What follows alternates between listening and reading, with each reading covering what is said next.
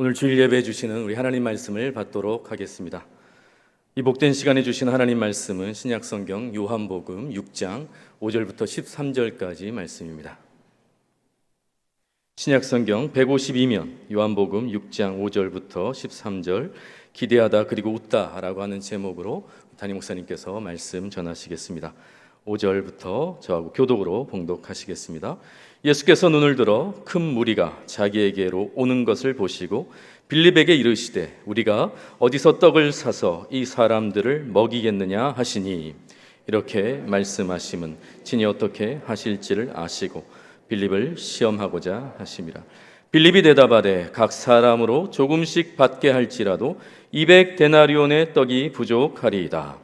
제자 중 하나 곧 시몬 베드로의 형제 안드레가 예수께 여짜오되 여기 한 아이가 있어 보리떡 5개와 물고기 2마리를 가지고 있나이다. 그러나 그것이 이 많은 사람에게 얼마나 되겠사옵나이까?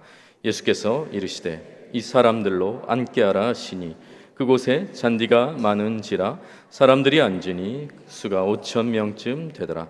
예수께서 떡을 가져 축사하신 후에 앉아있는 자들에게 나눠주시고 물고기도 그렇게 그들의 원대로 주시니라.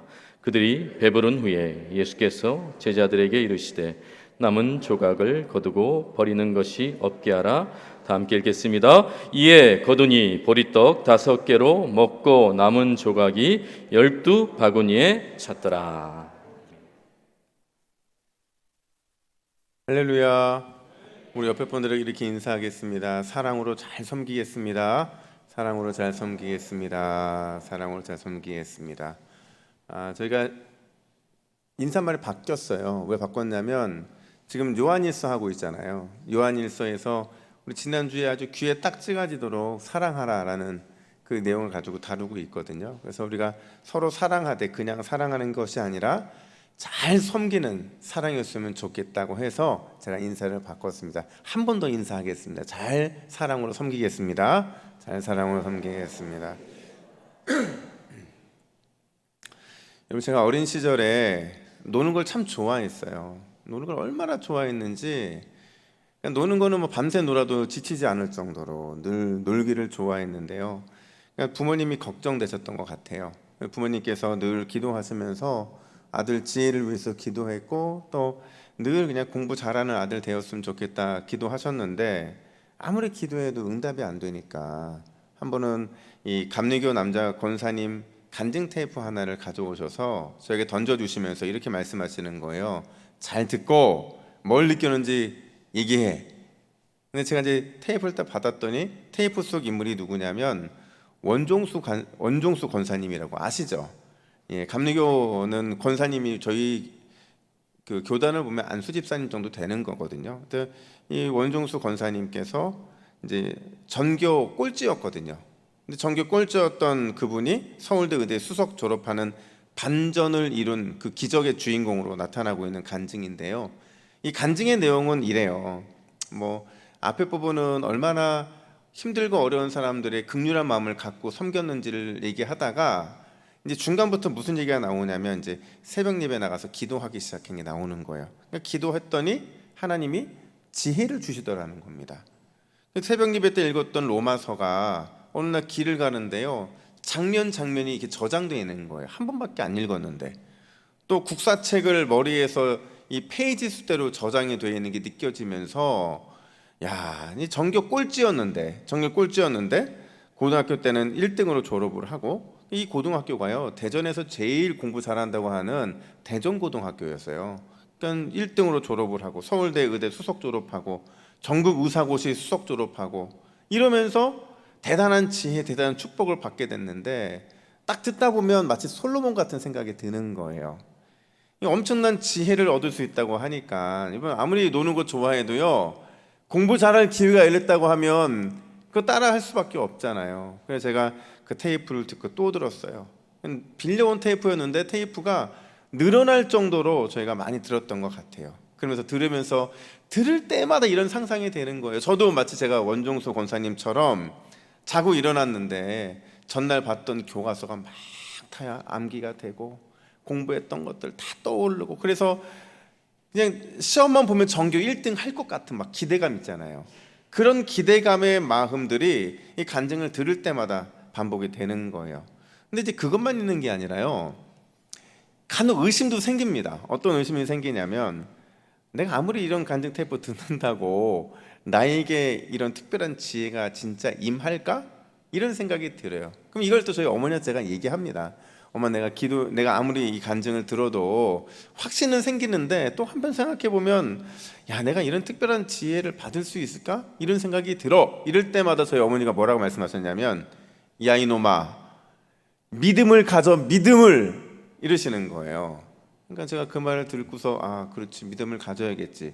그런데 이 말이 끝나자 무섭게 저희 어머니가 늘 하시는 말씀이, 너는 도대체 누굴 닮아서 그렇게 믿음이 없니? 어머니 닮았겠죠.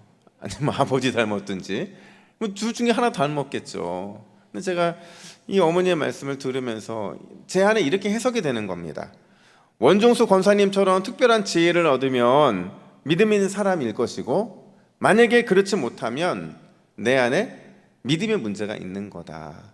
그러니까 저는 무조건 지혜를 얻어야만 했던 거죠. 여러분, 제가 그 특별한 지혜를 받았을까요? 못 받았을까요? 받았다고 하기에는 그렇게 똑똑해 보이지는 않고, 안 받았다고 하기에는 또 담임 목사님인데 그래도 좀 이렇게 좀 아마 그런 마음이실 텐데, 당연히 못 받았죠. 받았으면 제가 여기 안 있고 세계를 다니고 있겠죠. 근데 여러분, 제가 이 사건을 경험하면서, 이게 제가 중학교 1학년 때 사건이었거든요. 중학교 1학년 때 이 사건을 접하면서 제 마음에 한 가지 정리된 게 있었어요. 그게 뭐냐면, 믿는다고 다 이루어지는 게 아니구나 하는 거예요. 우리는 믿는다고, 믿으면 다 된다고 생각을 했는데 믿으면 안 된다는 현실을 제가 마주하게 된 겁니다. 근데 이게 저한테 굉장히 충격적인 사건이었어요. 그러니까 저도 주일학교 좋은 중학교에 나왔거든요. 아주 어릴 때부터 차근차근 이 계단 공부와 배우면서 신앙으로 성장하고 있었는데, 그때마다 반복해서 또 반복해서 들은 게 뭐였냐면, 믿으면 반드시 이루어진다는 거예요. 믿는 대로 응답된다는 거죠. 이게 저한테는 늘 확신이었는데, 문제는 이번 첫 번째 이 사건 속에서 제가 이루어지지 않는 걸 경험하게 된 거예요. 응답되지 않은 걸 경험하게 된 거죠. 이 이루어지지 않음의 문제를요, 막 거슬러 올라가잖아요. 올라가다 보면 그 끝에 뭐가 있는 줄 아세요? 그 끝에 있는 건 뭐냐면, 내 부족한 믿음이 있는 거예요. 네가 믿음이 없어서 응답받지 못한 거야 라는 그 결론이 그 끝에 있더라고요. 여러분, 저 사실은 원래 제 믿음 되게 순수했거든요. 또 단순했어요. 그냥 가르쳐주는 대로 따라가고 가르쳐준 대로 믿어왔죠. 성경에 보면 아브라함이라든지 모세라든지 다윗이라든지 엘리야, 바울, 디모데, 수많은 믿음의 성경 속 위인들을 보면요, 항상 이런 도식이 성립됩니다. 믿음은 반드시 응답이에요. 그러니까 믿음으로 구하면 반드시 응답되는 게 성경의 도식이었는데, 늘 이런 도식이 저한테도 익숙해 있었거든요. 그러다 보니까 제가 제 삶에서 이 도식이 통할 줄 알았는데 그게 아니었던 거죠. 무조건 믿는다고 다 이루어지지 않더라는 겁니다. 그럼 제가 제 스스로에게 중학교 1학년 때 던졌던 질문이 있어요. 그게 뭐냐면, 과연 하나님이 원하시는 믿음은 어떤 믿음일까? 나의 어떤 믿음을 하나님이 기뻐 받으실까? 이런 고민을 했다라는 거죠. 여러분, 오늘 본문에 보면 믿음의 실패자들이 등장을 합니다. 그 실패자들이 누구냐면 예수님의 제자였던 빌립과 안드레였어요. 왜 이들을 믿음의 실패자라고 제가 정의 내리냐면, 그 근거가 뭐냐면 예수님의 질문에 대해 그들이 보였던 반응과 태도 때문에 그래요. 우리 오병이어 기조 다 아시잖아요. 여기에서 빌립과 안드레가 보인, 주님께 보인 반응과 태도, 그게 바로 그들을 믿음의 실패자라고 할 만큼 그 모습이었다는 거죠. 여러분, 예수님이요, 갑자기 빌립이라는 제자에게 이렇게 묻습니다. 우리 5절 말씀을 함께 읽습니다. 5절입니다. 시작. 예수께서 눈을 들어 큰 무리가 자기에게로 오는 것을 보시고 빌립에게 이르시되, 우리가 어디서 떡을 사서 이 사람들을 먹이겠느냐 하시니. 아멘. 여러분, 빌립의 입장에 생각해 보세요. 얼마나 당황스러웠을까요? 얼마나 당황스러워. 질문도 당황스럽지만요, 더 당황스러운 것은 예수님과 아이 컨택이 된 거예요. 저도요 가끔 이렇게 설교를 하다 보면 설교 시간에 여러분과 아이 컨택을 하려고 노력을 합니다. 근데요 아이 컨택을 하려는 순간 저랑 눈이 마주쳐도 바닥을 보시는 분들이 많아요. 부끄러운 거죠. 제가 너무 부끄러운 거죠. 근데 이제 예수님이라고 생각해 보세요. 여러분의 눈과 예수님의 눈이 마주친다고 생각해 보세요. 뜨끔뜨끔 하잖아요. 그러니까 지금 이 빌립이요 얼마나 당황스럽겠어요. 분명히 처음에 예수님의 시선은요 큰 무리가 자기에게 오는 것을 보고 있었거든요. 무리들에게 막 집중하시고 계셨는데 갑자기 예수님의 시선이 돌이켜서 제자들을 향하고 있는 거예요. 그러다가 또 제자들을 향해 있다가 한 사람에게 집중되는 그게 바로 빌립이었어요. 빌립과 예수님의 눈이 딱 마주쳤을 때 뜬금없이 주님이 이렇게 질문하십니다. 빌립아 빌립아, 내가 이 많은 사람들이 배고파하는 게 안쓰러워서 이들에게 떡을 먹일 방법을 찾고자 하는데 뭐 좋은 방법 없니? 여러분 왜 하필이면 빌립이었을까요? 많은 제자들이 거기에 있었는데 왜 하필이면 빌립이었냐는 거죠. 근데 참 빌립이요 굉장히 이 머리 회전이 빠른 사람이거든요. 그리고 굉장히 똑똑한 사람입니다. 근데 이 빌립이 이 기습 질문을 받았을 때요 고민할 틈도 없었을 텐데 나름의 상식선에서 지금 대답을 내놔요. 그 대답이 뭐냐면 7절인데 우리 7절도 같이 있습니다. 시작. 빌립이 대답하되 각 사람으로 조금씩 받게 할지라도 200데나리온의 떡이 부족하리이다. 아멘. 그러니까 최소한의 떡을 제공한다는 전제예요. 거기 지금 모여있는 사람들에게 최소한의 떡을 제공한다는 전제에서 당장 필요한 돈이 얼마라고요? 200데나리온이에요. 여러분 200데나리온은 얼마냐면 한 데나리온이 노동자 하루 품삯이잖아요. 그러니까 200데나리온은 노동자의 7개월치 월급 정도 되는 겁니다. 그 정도만 있으면 여기 모여있는 성인 남자 5,000명 정도는 그 허기를 면하게 할 만큼 가능하다는 거예요. 근데 문제는 현재 그만한 돈이 없었다는 거예요. 예수님에게도 제자들에게도 그만한 돈이 없었다는 거죠. 자, 여러분 지금 빌립이 말하고 있는 이게 믿음 없는 거예요? 믿음 있는 거예요? 잘 모르시겠죠. 근데 분명한 사실은 뭐냐면요 지금 빌립은 매우 상식적인 해결책을 내놓고 있다는 거예요. 주님의 갑작스러운 질문을 받았음에도 불구하고 나름대로 냉철하고 그리고 최선을 다해서 고민을 한 거죠. 그 고민의 마지막 유일한 해결책은 뭐였냐면 200데나리온만 있으면 어떻게 해서든지 뭔가 해볼 수 있다는 거예요. 근데 지금 우리에게는 그 정도도 없다는 거죠. 그것조차도 없다는 걸 말하고 있는 거예요. 이게 만약에 상식적이지 않았잖아요.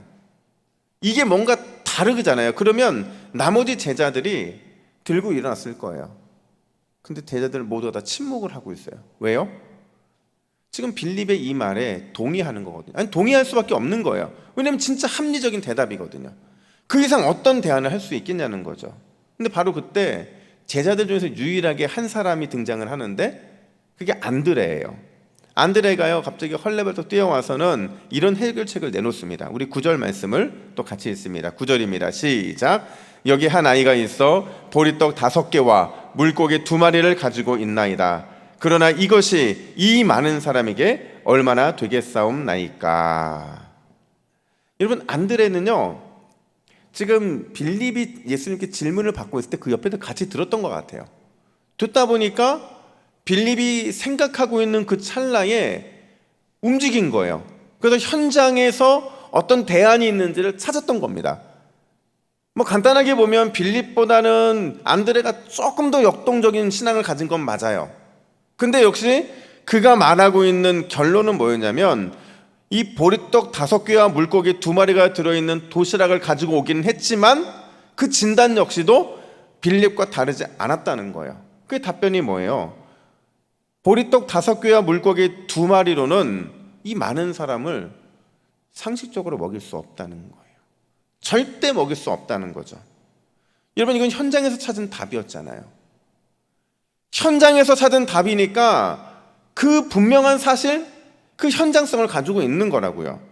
그 당시 여러분 소년이 갖고 있는 보리떡이요, 그러니까 사람들은 막 상상의 날개를 펼치잖아요. 오병이어의 기적이었으니까 그 보리떡이 어떤 보리떡이었을까, 물고기는 어떤 물고기였을까. 근데 어떤 학자는 그런 얘기를 해요. 분명히 이 보리떡은 큰 시료에 담긴 것이었다. 그리고 어떤 분들은 이 물고기는 고래처럼 큰 고기였을 것이다. 근데 문제는 그걸 도시락에 어떻게 넣어요? 그러니까 이걸 많은 상상들을 하시는데요. 근데 이 보리떡이 어떤 보리떡이냐면요, 그 당시에 가장 가난한 사람들이 먹던 보리떡입니다. 그래서 미드라시라는 유대인 율법서에 보면 이 보리떡이 어떤 별명을 가지고 있냐면 짐승의 음식이다 이렇게 말해요. 그러니까 사람 먹기가 부끄러운 떡이라는 거죠. 근데 그 당시에 죄수들이나 최하층민 사람들이 먹던 음식이 바로 이 보리떡이었는데요. 여러분, 도시락에 보리떡이 이 정도 수준이면 물고기는 어느 수준이겠어요? 비슷했을 거라는 거예요. 그래서 뭐 우리가 아는 것처럼 좋은 생선, 뭐 베드로 생선 이런 게 아니고요, 소금에 절인 아주 작은 그런 물고기였다라는 거죠. 그래서 보리떡 5개와 물고기 2개. 근데 이거는 이 소년 한 사람이 식사하기도 부족한 양이었다는 거죠. 뭘 얘기하는 거예요? 지금 이걸로는 답이 될 수 없다는 겁니다. 남자 5,000명이었으니까 아마 어린아이와 여자를 합치면 15,000에서 20,000명 됐을 거예요. 현실적으로는 도저히 이 많은 사람들이 먹일 방법이 없다는 게 안드레이의 결론이기도 했고 앞선 빌립의 결론이기도 했다라는 거죠. 근데 여러분, 오늘 본문을 보면 놀랍게도 요한은 이 모든 것을 예수님이 이미 알고 계셨다 이렇게 말을 해요. 자, 6절 말씀 보세요. 6절 같이 있습니다. 시작. 이렇게 말씀하심은 친히 어떻게 하실지를 아시고 빌립을 시험하고자 하심이라. 아멘. 여러분, 친히 어떻게 하실지라는 표현이요, 2가지 이중적인 의미가 있는데, 하나는 뭐냐면 많은 사람들을 어떻게 먹이실지에 대한 계획을 예수님은 이미 갖고 계셨다는 거예요. 이 질문을 하기 전부터 예수님은 어떻게 이 많은 사람들을 먹여야 될지에 대한 정확한 계획을 가지고 계셨다는 거예요.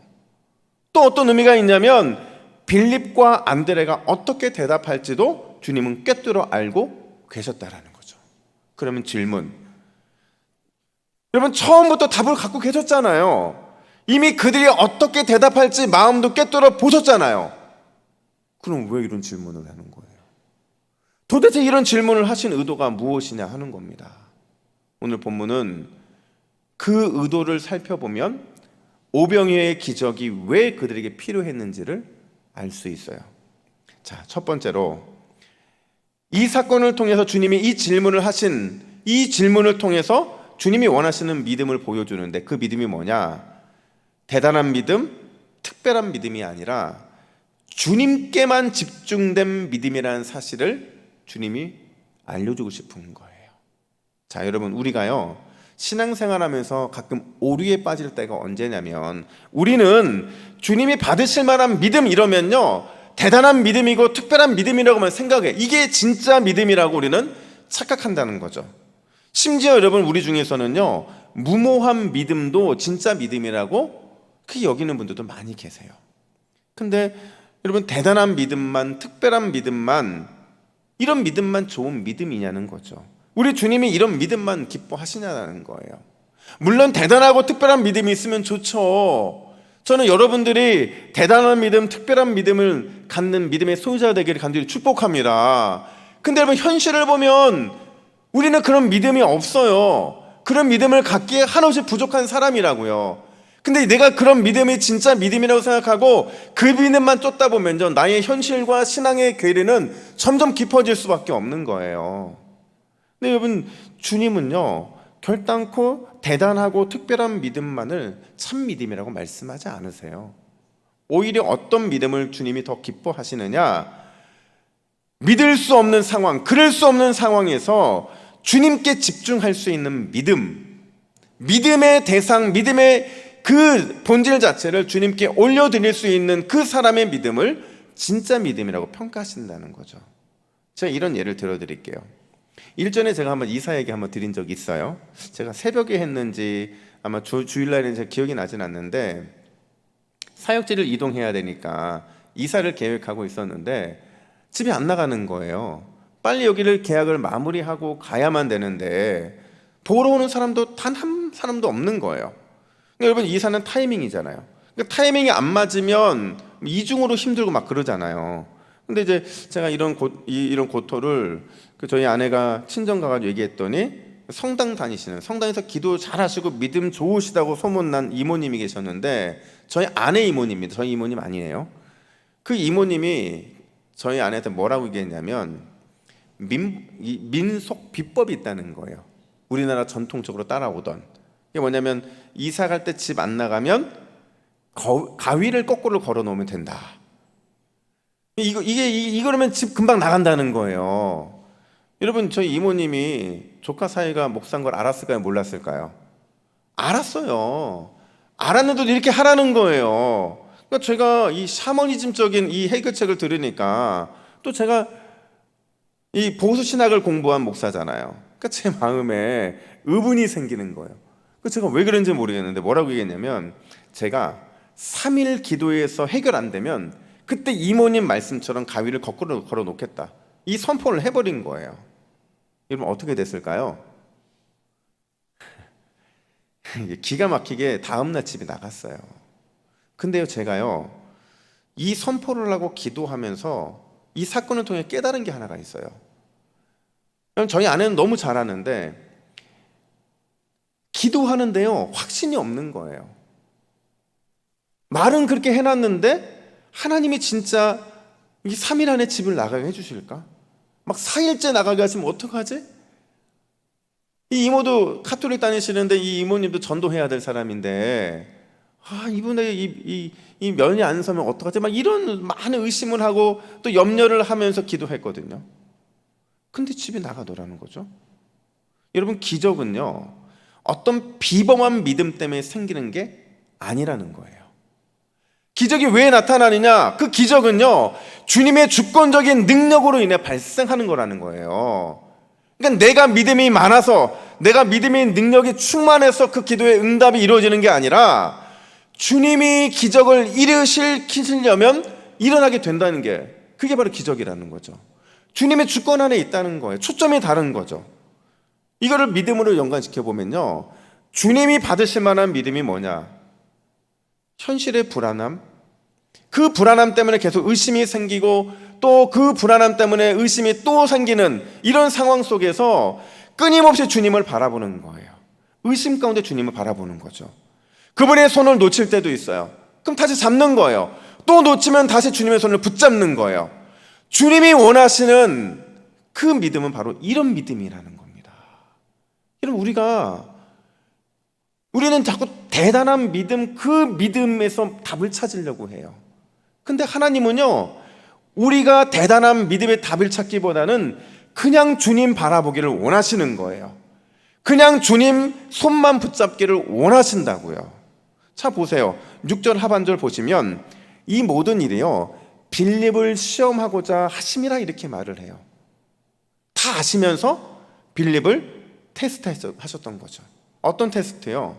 네가 불안함 중에서도 또 의심 중에서도 나를 바라볼 수 있는지, 네가 넘어졌을 때도 내 손을 붙잡을 수 있는지, 그거를 주님이 테스트하신 것이지, 주님의 관심은 빌립과 안드레가 어떤 해답을 가지고 오는가, 그래서 믿음이 있고 해답이 없어서 믿음이 없고, 이 얘기를 하고 계신 게 아니라는 겁니다. 여러분, 대단한 믿음으로 어떤 확실한 방법을 찾아오는 것, 주님은 우리에게 그걸 원하시는 게 아니라는 거예요.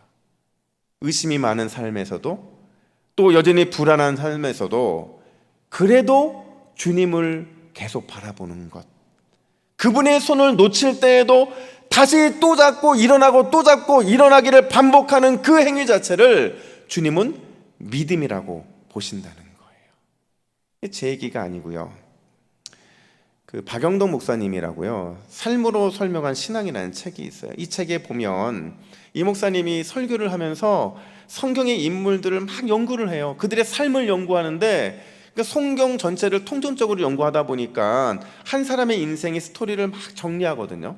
근데 그러면서 얻은 4가지 결론을 이렇게 말해요.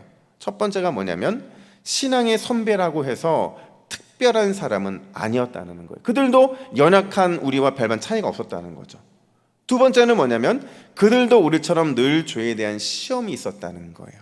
근데 그들은 이 난처한 상황에서 믿음 갖고 일어나는 사람도 있지만 많은 경우에 넘어지기도 했다라는 거예요. 그리고 세 번째로 그들이 시간과 공간과 또 문화의 차이가 엄청 크기는 하지만 하나님 앞에서 본질적인 인간의 연약한 심리 그리고 죄악된 본성 우리와 마찬가지였다는 거예요.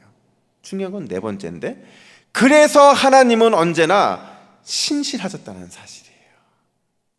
그래서 하나님은 언제나 우리의 연약함을 이해하셨고 하나님이 우리를 이끌어 오셨다라는 거죠.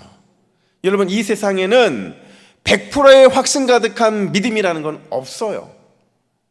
100%의 완전한 확신 가득한 믿음, 그 믿음이 우리를 구원한 것도 아니고 그 믿음이 우리의 삶을 지금 여기까지 이끈 것도 아니라는 거예요. 우리는 너무 평범하고 그래서 불안과 염려를 느끼고 심지어 의심과 걱정 가운데 늘 사로잡히고 그래서 넘어지고 또 넘어지지만 그럼에도 여전히 계속해서 주님 손 놓지 않기로 결단하는 그 작은 믿음, 주님 바라볼 수 있는 작은 믿음, 우리 주님은 그 믿음을 기뻐하신다는 사실입니다. 여러분 이번 한 주 우리는 계속해서 연약함 가운데 살아갈 거예요. 내가 화내지 않겠다 다짐하지만 화할 거고요. 누구 미워하지 않겠다 하겠지만 미워할 겁니다. 말을 좀 곱게 쓰겠다고 다짐하지만 말을 또 험하게 할 거예요. 우리의 삶은 늘 이렇게 연약하겠지만 여러분 기억하세요. 주님은 그런 상황 속에서도 넘어졌을 때 다시 주님 손 붙잡고 일어나는 것을 기뻐하시는 줄로 믿습니다. 주님 바라보고 주님께서 나를 통해서 그 기적을 이루실 것을 온전히 신뢰하면 내게는 믿음이 없지만 주님은 반드시 그 일을 이루실 거라는 거예요. 여러분 이 기대감이 우리 안에 있어야 되는 줄로 믿습니다. 그러면 여러분 이 기대감이 여러분의 삶을 살릴 거예요. 이 기대감이 여러분의 삶을 새롭게 재정리할 겁니다.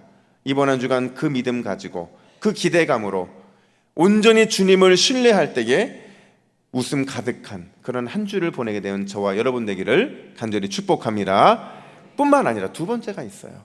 여러분 주님께서 왜 다 아시면서 이런 질문을 하셨느냐? 주님이 원하시는 믿음이 어떤 거냐면요, 그분의 마음이 어떠한지를 아는 믿음을 가르쳐 주기를 원하셨던 거예요. 그분의 마음, 주님의 마음이 어떠한지를 알기를 원하셨다는 거죠. 여러분 오병이어의 이 사건이 어떻게 끝이 나요? 여러분 해피엔딩이에요? 새드엔딩이에요? 해피엔딩이잖아요. 그럼 여러분 왜 해피엔딩일까요? 왜 이야기를 해피엔딩이라고 우리가 결론 내릴 수 있을까요? 배고픈 사람들의 배가 다 채워졌기 때문에 해피엔딩입니까? 아니면 제자들이 갖고 온 답이 없는데 그 답이 없음에도 불구하고 예수님께 책망받지 않아서 지금 아무도 책망받는 사람이 없기 때문에 지금 이게 해피엔딩입니까? 아니에요. 오늘 오병이어의 기적의 해피엔딩인 이유는 그 먹고 남은 양 때문에 그런 겁니다. 여러분 예수님께서요 아주 작은 보리떡 5개와 소금에 절인 이 물고기 2마리를 축사하세요. 그리고 나눠주십니다. 근데 어떻게 나눠주는지는 아무도 몰라요. 성경 기자들도 특별히 예수님의 제자들도 그 현장에서 나누는 역할을 했지만 그게 어떻게 불어나고 어떻게 그들에게 나아가게 되고 그게 어떻게 불어나 있는지는 아무도 몰랐어요. 근데 11절 보니까요 그 나눠주심이 어떻게 나눠졌다고 말을 하냐면 원대로 나눠줬다 이렇게 말을 해요. 원대로가 뭐예요? 배고픈 사람 더 많이 주고 좀 배불러 있는 사람 그 배 채울 만큼 주고, 그게 무슨 뜻이냐면요 그들이 원하는 만큼 줬다는 거예요. 원하는 만큼 채워주고 또 채워줘서 신물이 날 정도로 그만큼 풍성하게 베풀어 주셨다는 거죠. 근데 중요한 거는요 이렇게 나눠주셔서 해피엔딩을 끝났으면 됐는데 이 해피엔딩이 한 번 더 간다는 거예요. 그들에게 미션을 주시는데요 여러분 12절 말씀 보세요. 12절 같이 있습니다. 시작. 그들이 배부른 후에 예수께서 제자들에게 이르시되 남은 조각을 거두고 버리는 것이 없게 하라 하심으로. 아멘. 여러분 왜 예수님은 남은 조각을 버리지 못하게 하신 걸까요? 왜 그 남은 것을 다시 거두라고 말씀하신 걸까요? 여러분, 그 이유가 13절에 이렇게 언급되고 있습니다. 13절 말씀도 같이 읽습니다. 시작.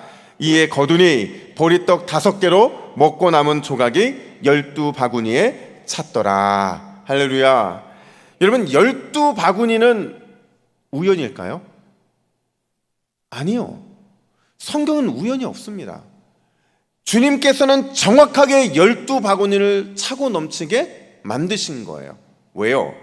이 10이라는 숫자 때문에 그렇죠. 10이라는 숫자는 성경에서 하나님의 백성들을 상징해요. 교회를 상징한다고요. 그러니까 지금 12바구니를 넘치게 남겼다는 얘기는 성도들을 얼마큼 사랑하시는지에 대한 주님의 마음을 상징한다는 거예요. 어떤 마음이요? 보리떡과 생선, 어쩌면 그들은 그것 때문에 만족하고 있을지는 모르겠지만 주님은 그들에게 최고의 하늘 양식을 직접 만들어 주셨다라는 거예요. 어떤 마음으로?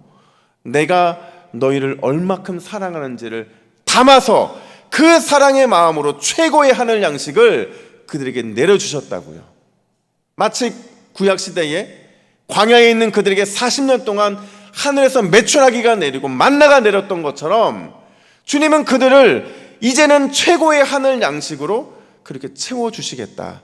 그러니 너희들은 이 12바구니를 보면서 이 바구니를 너희 마음에 보관하면서 너희가 힘들고 어려울 때마다 그 바구니 속에서 믿음을 회복하라는 거예요. 여러분, 제가요 뭐 하나 보여드릴 텐데 컵이에요. 이 컵이요 여러분 1987년 6월 21일 우리 동부교회가 총동원 전도 주일 때 만든 컵입니다. 이때가 제가 중학교 때예요 여러분. 근데 제가 신방을 갔는데 신방에서 여기 음료를 담아주신 거예요. 우리 같이 가신 목사님도 계셨고 전사님도 계셨는데 아무도 여기 마음이 없었는데 저는 이걸 보면서 야, 이게 벌써 34년 된 컵이거든요. 근데 왜 34년 된 이 골동품 컵을 제가 보면서 이런 생각이 드는 거예요. 야, 이 신방 받으시는 집사님은 34년 동안 이 컵 버리자는 이유가 뭘까? 이 컵 버리지 않고 물을 마실 때마다 이거 보면서 무슨 생각하셨을까? 이런 생각이 드는 거예요. 그래서 제가 그분을 묻진 않았지만 제 스스로 이런 생각이 들어요. 아마도 그분은 동부교회가 그분한테는 특별한 교회인 것 같다. 동부교회에서 받은 그 놀라운 신앙의 사랑들, 그 놀라운 하나님이 베풀어 주신 은혜, 그 은혜에 대한 감사함, 그리고 동부교회를 향한 뜨거운 그 사랑의 마음 때문에 이걸 못 버리는 거죠. 못 버리는 거예요. 깨지지 않는 이상 어떻게 버리겠어요? 그러니까 저도 야, 내가 이 동부교회 사역을 한다면 34년 전에 이 컵 하나 정도는 있어야 되지 않을까 싶어서 달라고 그랬어요. 득템한 겁니다 제가. 근데 여러분, 신앙은요 기억하는 사람들의 것이에요. 다시 여러분, 신앙은 기억하는 사람들의 것인 줄로 믿습니다. 눈으로 직접 보게 하셨고 입으로 직접 먹게 하셨고 그리고 손으로 만져보게 하셨던 그 주님의 사랑의 마음을 기억하는 사람은 그 신앙 속에서 주님이 주시는 특별한 은혜를 누리게 된다라는 거예요. 그들의 그 기억은요 표적이 될 수 있어요. 표적. 오늘 본문에서 요한이요 오병이어의 기적을 마무리하면서 뭐라고 말하냐면 14절에서 이 기적은 오병이어의 기적은 표적이었다 이렇게 말을 해요. 그럼 표적이 뭐예요? 예수님이 어떠한 분인가를 보여주는 목적이 있다는 거예요. 이 기적 속에는 표적, 예수님이 어떤 분인지를 드러내 준다는 거죠. 여러분, 예수님이 어떤 분이십니까? 그분은 최고의 하늘 양식을 나를 위해 직접 만들어 주시는 사랑의 주님인 줄로 믿습니다. 그분은요 너무나도 평범해서 그래서 늘 불안과 염려와 또 의심과 걱정에 날마다 사로잡히는 우리의 작은 믿음까지도 그걸 믿음으로 보시고 기뻐 받아주시는 은혜의 주님이시라는 거예요. 여러분, 부탁드립니다. 이번 한 주 너무 큰 믿음 갖고 살지 마세요. 그냥 언제든지 주님 바라보세요. 계속해서 주님 바라보세요. 넘어졌을 때 다시 주님 바라보세요. 그분 손 붙잡으세요. 그러면 주님께서는 그걸 믿음으로 보시고 반드시 오늘 오병이어의 기적이 해피엔딩인 것처럼 여러분 안에 남아있는 이 12바구니의 놀라운 축복을, 그 축복을 통해서 우리에게 큰 기쁨을 허락해 주실 줄로 믿습니다. 그 믿음으로 승리하는 저와 여러분 되기를 예수님의 이름으로 축복합니다. 아멘. 기도하겠습니다. 하나님 아버지, 날마다 우리에게 그럴 수 없는 자임에도 불구하고 최고의 양식을 직접 만들어 주시니 감사합니다. 하나님, 우리는 늘 불안하고 또 염려와 걱정 가운데 살아갈 수밖에 없는 그런 연약한 인생이지만, 그러는 가운데서도 작은 믿음을 가지고 남은 12바구니를 바라볼 때에 주님은 그런 우리의 신앙을, 우리의 삶을 기뻐 받아 주신다고 약속해 주셨사오니, 하나님 이번 한 주도 그 작은 믿음으로 승리를 이루게 하여 주시고, 그 작은 믿음 덕분에 기적을 경험하는 이번 한 주가 될 수 있도록 역사하여 주시옵소서. 주님을 기대합니다. 기쁨으로 그 단을 거두게 하실 주님을 기대하오니 이번 한 주도 우리 안에 놀라운 주님의 은총이 넘치게 하여 주시옵소서. 감사드리며 예수님의 이름으로 기도하옵나이다. 아멘.